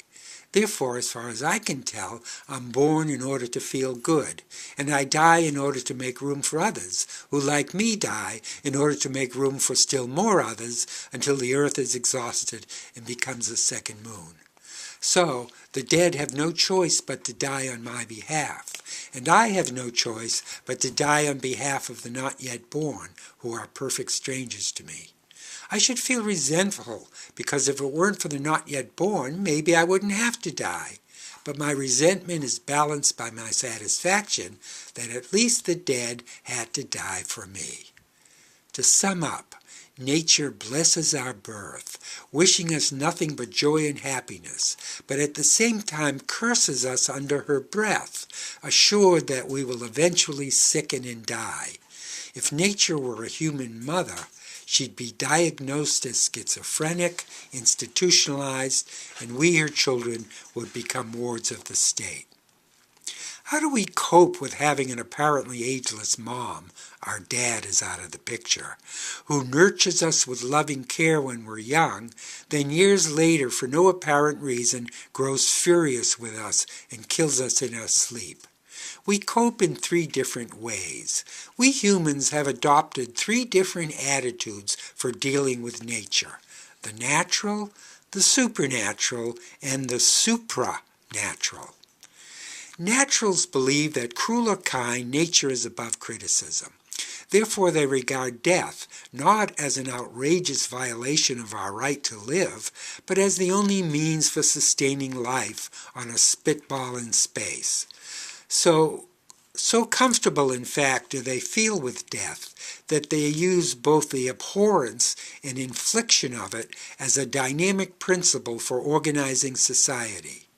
In establishing a worldwide pecking order for the distribution of natural resources, naturals imitate nature by warring against each other, one side killing the other in order to determine who shall get more, who less, and who nothing at all of available resources. Such inequity may seem unfair, but since everyone only lives once, what a shame if no one gets to enjoy the good life, which mostly consists of avoiding the dirty work connected with surviving and shifting it on to somebody else so that one has time to pursue activities closer to one's heart. These activities include manipulating wealth in order to control the fortunes of others and surpassing competitors who stand in the way of gaining the recognition one deserves. Those naturals, on the other hand, who are born neither to manipulate nor to surpass, the also-rans, who fill the ranks of those who lead the not-so-good life, are kept at their tasks by fear of economic death, which results from being out of work, and fear of physical death, which is the risk one takes attempting to steal a piece of the good life without possessing a license to steal. War is natural, the naturals insist, because there'll never be enough for all, and so the strong must prevail over the weak if the species, always endangered, is to survive. The naturals concede that had nature provided unlimited resources sufficient for everyone to lead the good life, only then would war be deemed unnatural. On the other hand, whether, in fact, human enterprise has succeeded in utilizing resources to the point that everyone might lead, if not the good life, then at least a life that is better than nothing, is a question which the naturals leave hanging. The supernaturals acknowledge that nature acts now like a devoted mother, now like a serial killer. But they are so revolted by the idea of having a maniac mom that they reject her out of hand and thus have no choice but to invent an alternative, transcendent nature over which their father rules. They've never seen their father, but like many an abandoned child, they idealize him and credit him with a benevolence that compensates for the malevolence of their mother. According to the fantastic scenario they concoct, the supernaturals have no choice but to abide with their deranged mom while they live. but the moment she kills them, they flee to their dad and take refuge with him forever. Hence, supernaturals surrender themselves to the attractions of life with the same disdain that they tolerate the abusiveness of death. They scorn naturals for cherishing a repulsive but actual world instead of rejecting it in favor of an ideal but impossible one. Like the supernaturals, the supranaturals acknowledge the irreparable rupture that death inflicts on life, but unlike them, they reject the afterlife fantasy, deeming it a poor excuse for submitting to the worldview of the naturals, who after all are in command, in order that supernaturals may grab a piece of the good life while affecting disdain for it. But like the naturals, the supernaturals consider death the cornerstone of society, but for an opposite reason, not because death is natural and hence fear of death an effective means for keeping the alienated in subjection to the alienating, but because death is inhuman, and being equally abhorrent to all, provides a firm basis for founding an egalitarian world. The supranaturals, then, are egalitarians. They argue that unless people associate with each other as equals, and equality, like inequality, is a spiritual discipline, they insist, that must be practiced to be appreciated, people fall into separate grooves that, like passages in a labyrinth, eventually isolate them from each other. I'm a supranatural, so I'll speak for myself. What it is about death that makes us equal is that no living creature deserves to die. Even if on occasion a creature does deserve it, I maintain that underlying the surface motives why one creature kills another is the self-justifying compulsion to vindicate rather than repudiate the sentence of death imposed by nature on everyone for the crime of having been born by taking the life of another equally guilty of the same crime. If one condemned person kills another condemned person, the victimizer only hastens the day of the victim's execution. On the other hand, if people lived indefinitely so long as they could avoid being killed, murder would be unjustifiable and therefore as rare as cannibalism. It is not fair, it is not the human thing to do for nature to hand us over to death. And that's why nature, in spite of majestic mountains and panoramic views, is inhuman. Let me illustrate the difference between naturals, supernaturals, and supranaturals with regard to the issue of same-sex marriage. For naturals, the purpose of marriage is to engender offspring. Since that's impossible for same-sex partners, we leave aside the subject of adoption and sperm banking. Naturals are obliged to consider same-sex marriage as unnatural. Supernaturals regard same-sex marriage not only as unnatural, but also perverse, since their Father in heaven is sexless. Sexual intercourse for purposes of engendering is tolerated, but for purposes of recreation is condemned, not only for same-sex, but for heterosexual partners as well. In contrast to both naturals and supernaturals, supranaturals welcome gay marriage because it clearly expresses our dissatisfaction with nature. As the supranatural Declaration of Rights declares, quote, "Every buttfuck is a slap in the face of our dear homicidal mom," unquote. Nature made man.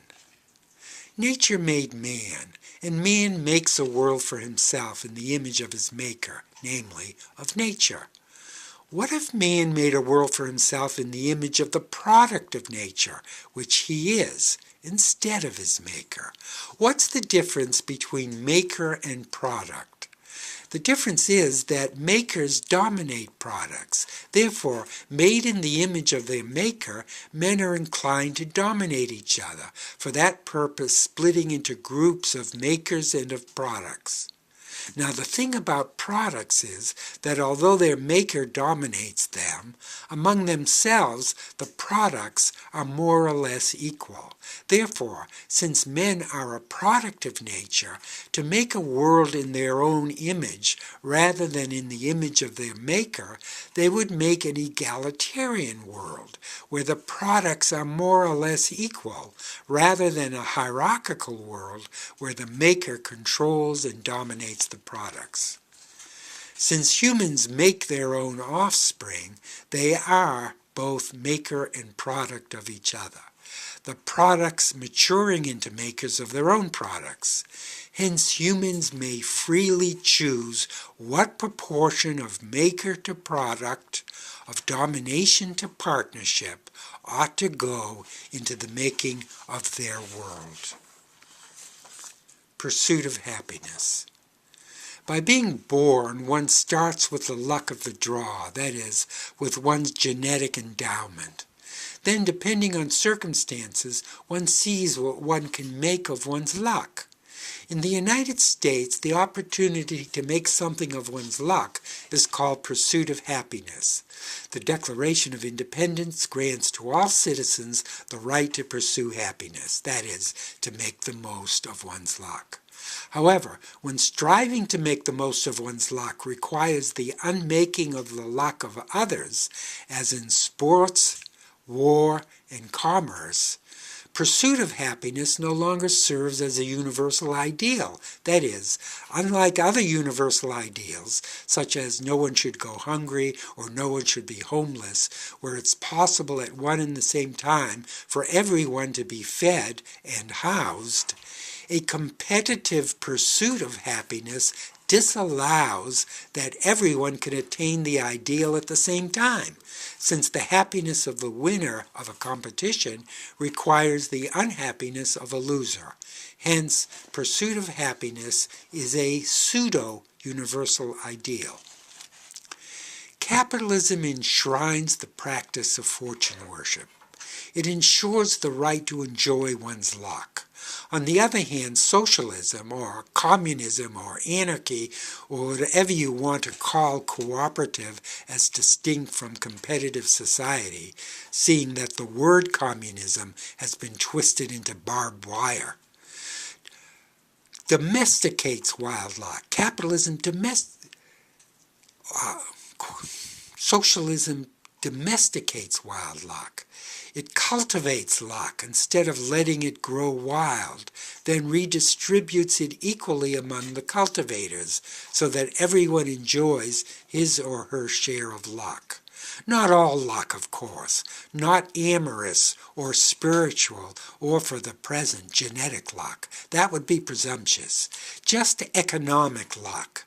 The fraudulent claim of capitalists, on the other hand, is that, in essence, economic relations continue to operate as randomly as during the hunting and gathering phase of human history before agriculture and industry drastically reduced the domain of chance and brought some order to it. In other words, who profits and who suffers loss, so the argument runs, continues to remain as uncontrollable as the weather. The perpetuation of the ideology of fortune worship is the glaring proof of the inherent primitiveness of production for profit, instead of for, and I mean the word in its original sense, welfare. And in spite of colossal manipulations on the part of capitalists to draw a veil of technology over that primitiveness, the perpetuation of the ideology of fortune worship constitutes the doctrinaire lie of capitalism. Radical egalitarianism, on the other hand, remakes luck in the image of man, that is, in the image of fairness, instead of in the image of nature, that is, of fortune. In other words, if good fortune is lightning, radical egalitarianism spreads lightning around in the form of electricity. Talent worship, a subsidiary of fortune worship. To have ability or natural talent is to be struck by lightning in a good way. It is to be struck by a golden thunderbolt. But when we worship the talented, which we do when we reward an actor or artist or musician or athlete or business executive with millions of dollars, while just around the corner from the cinema, the museum, the concert hall, the stadium, the executive suite, people lacking the golden touch are being laid off from work, evicted from their apartments, compelled to borrow money at exorbitant rates of interest in order to save their homes, and consequently falling into the hands of bankers or worse. Then, by failing to notice the disproportion of wealth between the gifted and the ungifted, or if noticing it, by refusing to be made uneasy by it, since each presumably gets what he or she deserves, I believe we are behaving as primitively as aborigines who worship a tree that has been struck by lightning. For the talented artist or capable executive, like the struck tree, appears to have been touched by the gods, seems closer to the source of good fortune than the rest of us. Therefore, however deserving of our admiration the gifted may be, by enriching them out of all proportion to the general circumstances of ordinary people, we elevate them to the status of intermediaries between us and the numinous powers that bring good fortune. Celebrities are our patron saints, who, in return for our votive offerings of adulation, transport us to a heaven which does not exist from a hell on earth which does. Meritocracy. The result of one's endeavor to make the most of one's chances in life is considered the consequences of one's merit. Merit is from the Greek moros, M-O-R-O-S, one's share, portion, allotment. The related verb meromai, M-E-I-R-O-M-A-I, means to receive as one's portion, with the collateral notion that what you receive is your due, that is, what you deserve or merit. The idea is that you deserve whatever happens to you, so long as no one has outright cheated you of your just deserts or you them. In truth, however, it's the investment of our time, energy, and talent in support of the meritocracy. That is to say, it's our unquestioned faith in the rightfulness of fortune worship, of, that is, pursuit of happiness, that even qualifies us to have a portion in life. Moreover, if we reject the meritocracy because we discover that under the veneer of their vaunted expertise, meritocrats are primitive, self-righteous, shallow, conniving, and inhumane, and subsequently proclaim ourselves publicly, as I do now, an apostate of fortune worship, the meritocrats will either ignore, appease, or silence us, depending on the weight of the threat we pose to popular faith in the efficacy of fortune worship. The question history poses.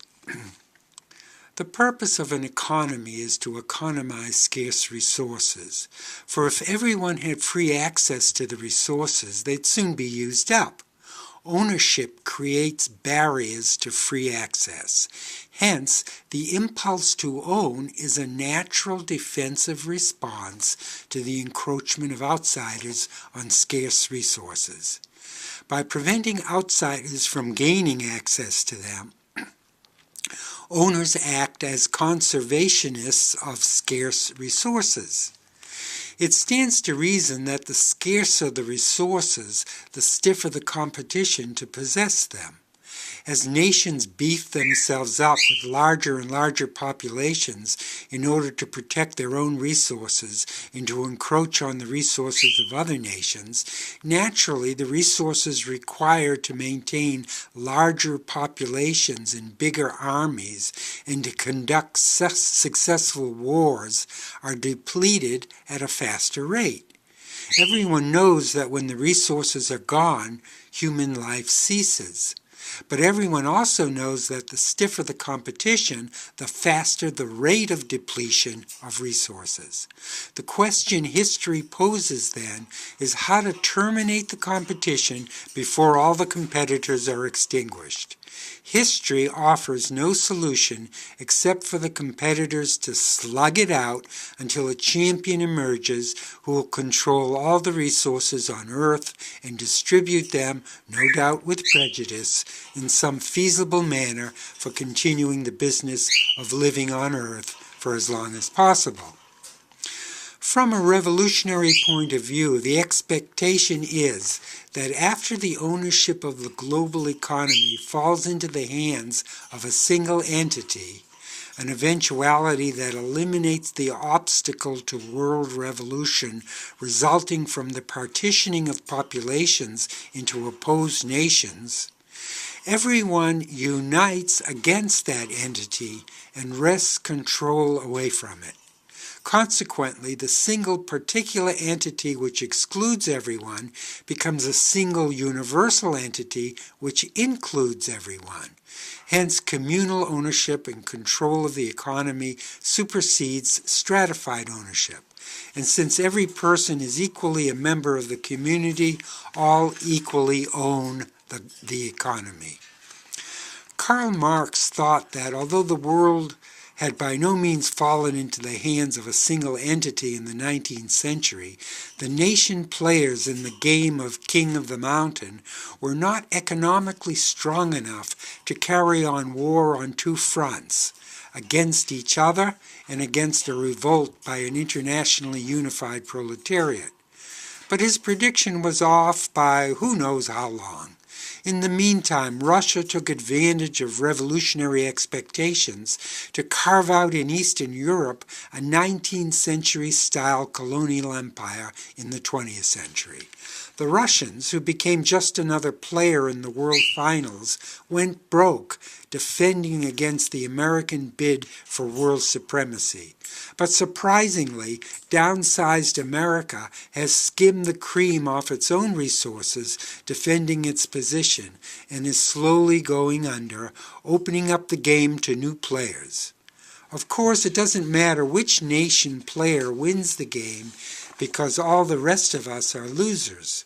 However, so long as there's a large number of competitors for control of global resources, potentially revolutionary forces are isolated from each other by the barriers of nations. Populations are nationalized to defend the owners of their respective national economies from the intrusion of foreign rival owners. But more importantly, national borders prevent the populations of different nations from joining together and presenting a unified front against the owners of their respective nations. Governments are the means by which the owners of national economies nationalize populations. Revolutionary theory, on the other hand, proposes that populations denationalize governments in preparation for uniting them into a single political entity which represents a global division of labor, owned, controlled, and administered from the bottom up, not from the top down. A government is ideally a bank of computers programmed to economize the use of the natural resources owned by everyone. Access to resources is restricted by universal agreement rather than by compulsion from above, or to put it differently, by self-control instead of remote control. Nature is unnaturally inhuman. Nature is unnaturally inhuman. It doesn't mean to be, it just is. For millennia, people assumed that since they were a part of nature, acting natural was the human thing to do. Now we know better. Making art, for instance, is not natural. Making art, like speaking or cooking or smoking, is artificial. These activities are more than nature can bear. Only humans are by nature unnatural. For millennia, humans tried to form natural communities. The attempt always broke down because everyone ended up fighting with each other. War, as Thomas Hobbes concluded, is natural. Therefore, if, against Hobbes, humans are determined to live in peace, they need to make societies like artists make art. They need to create artificial institutions. Humans can never live together in peace so long as they are fighting for their lives. Only if they have no reason to fight can the situation be peaceful. The artificial society they make is the only remedy for preventing war. Now, by artificial, I mean that humans agree everywhere that no one among them should live in destitution. That if there's not enough provisions to go around in a particular location, people everywhere else make up the difference. And if there's also not enough to go around everywhere else, then so be it. Let everyone be equally destitute. That's unnatural, you say. You bet it's unnatural. It's human. Freedom is natural. Large competitive populations living together peacefully is unnatural. The question then is, how much freedom is each person willing to give up in order to live in peace? The answer is, it doesn't matter how much freedom each surrenders, just so long as, in the end, each is equally constrained. A society is unnaturally humane to the extent that it guarantees that equality. In the meantime, fortunes rise, fortunes fall, and never the twain shall meet except in combat. Who would you prefer to repossess your home? The Bolsheviks? Bank of America? Whatever your choice, destitution is the result. Roman historian Ammianus, 21:1-21, quote, "Thence it happened, under the pretense of clemency, that is, that their lives be spared, many of the proscribed enemies of the Emperor Valens were shoved out of their family homes, though they were innocent, driven headlong into exile, whose property having been distrained and put in the treasury, he, Valens, turned to his own profit, with the result that the condemned lived on the food that they begged, worn down by the narrow straits of fearful poverty, because of the fear of which, moreover, the old poet Theognis wisely advises to plunge headlong into the sea."